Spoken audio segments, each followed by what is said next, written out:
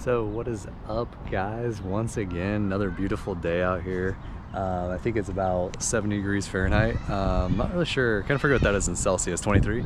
Got the kids out here, kind of funny. Everyone's enjoying the beautiful day, but yeah, it is so gorgeous out here. Anyways, I want to talk to you guys today about how toxic coffee is for you and why you shouldn't consume it.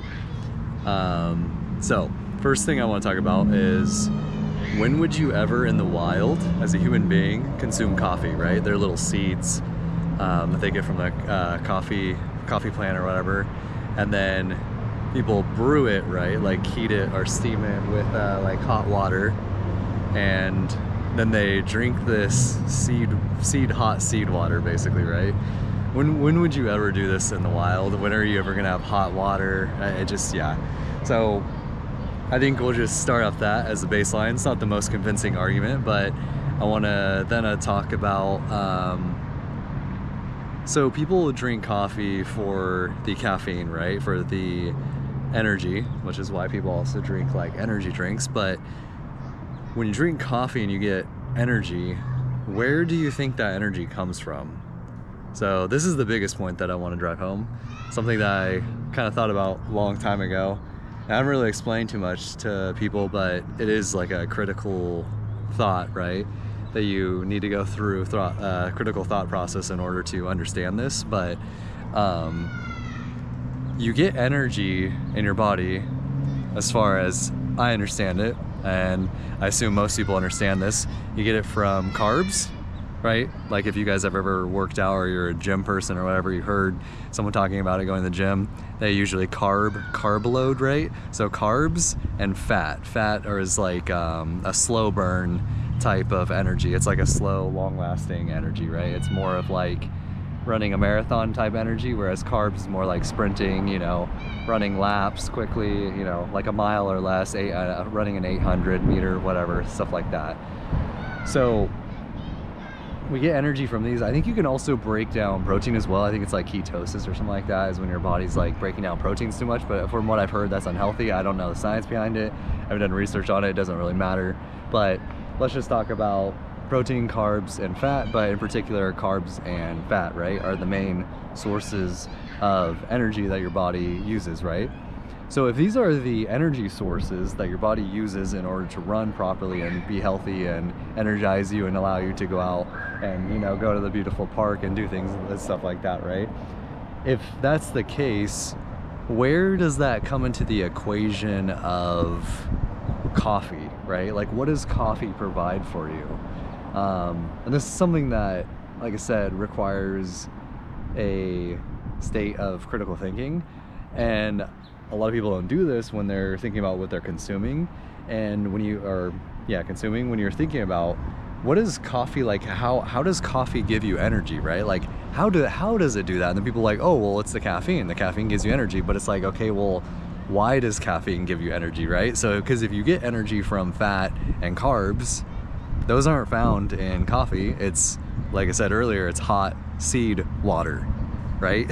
So what is actually stimulating you in order to give you this energy that you're getting, right? So what's stimulating you, as far as I understand it as well, like I said, I haven't done laboratory research on this and looking into it, but as far as I understand it, the toxicity from the seeds, because typically seeds are quite toxic for human consumption and a lot of animal consumption in general, because the seed has the most defensive chemicals from the plant, because the plant it can't run away, right? So it wants to protect its babies, essentially, like it's supposed to keep reproducing and living on and carrying on the generations, right? So why would you not put all your effort into protecting that? It's just like what an animal does. They can move around and defend it, like I don't know, a hippo. Like a hippo can use its sharp teeth and defend against like alligator or something like that, right? So if you are a plant, you're going to use defense chemicals in order to protect yourself from predators, or animals or something that's trying to actually consume the seeds, right?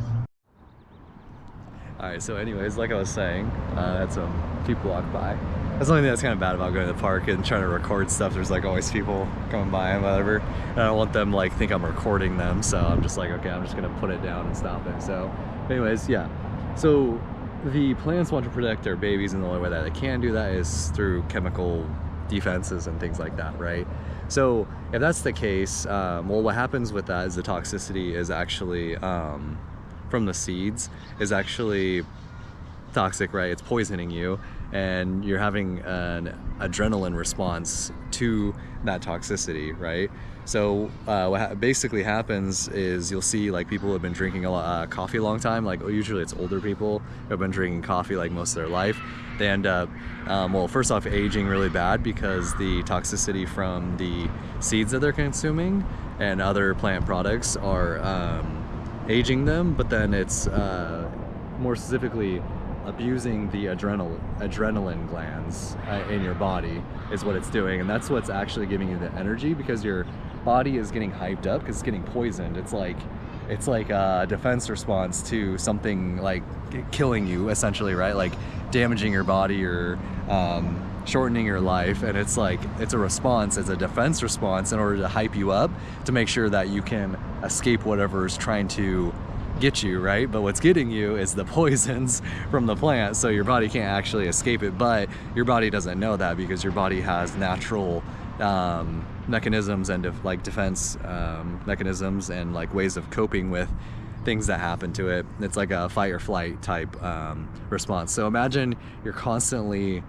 triggering your fight or flight response, but it's because of the toxic seed water, the coffee that you're drinking, basically, right? So obviously that wouldn't be something that's good or healthy for your body. Also, like I said, the chemicals are just bad for you. Your body has to clean out these toxins out of your body, so then you're using resources and energy from your body in order to do that. That's also going to age you. It stresses out the body, which is also going to age you. Stress is actually something that is extremely bad for the modern human, or for the human body, and that's something that modern humans suffer from the most, actually, is from constantly being stressed. You have like work, paying bills, taxes, and then you have all this bad food, like you got coffee and you got just a ton of stimulants, you got tons of EMF all around you and whatnot. So luckily though, you can limit some of that with like less exposure to those harmful chemicals and like harmful substances and like situations, but also like eating better will help you, and then the sun, of course, going out and getting a little bit of sun. I actually haven't been super good about that lately.